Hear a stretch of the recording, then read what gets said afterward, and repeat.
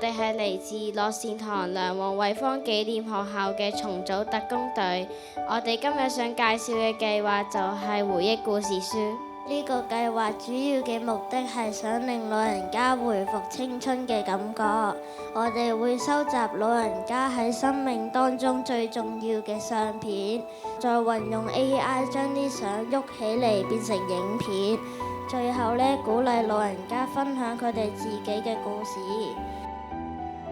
我哋係關愛老人興趣特工隊。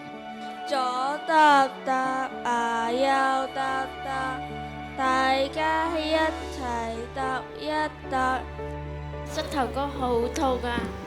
哎呀，我隻腳好酸啊！唔緊要，我哋有錘錘啦。我哋嘅做咩係樂在其中。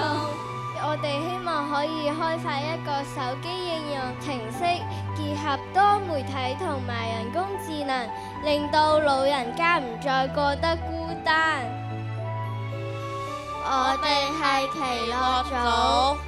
我哋兩部助行計劃嘅輪椅，唔單止可以俾你更安全咁出行，仲有好多實用功能。我哋打算自製老人防摔衣，喺裏面貼住充氣袋，跌倒時可以保護老人家髖關節。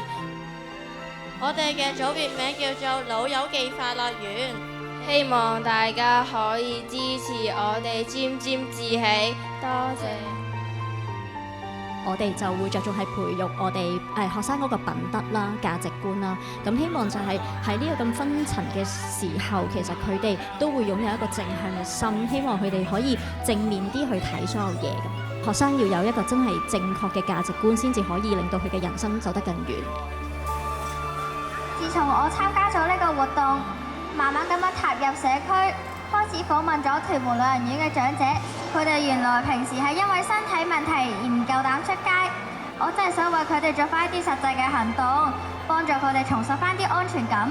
所以我哋整咗呢款智能輪椅。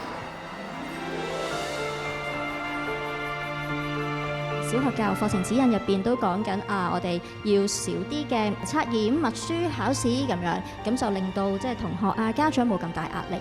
希望等家長係去了解翻小朋友佢喺各個知識範疇入邊嗰個掌握嘅基礎，而唔係用一個分數去話俾佢知究竟佢得定唔得咁樣。咁就希望佢慢慢就可以進入到真係開展到一個開心愉快嘅小學嘅生涯。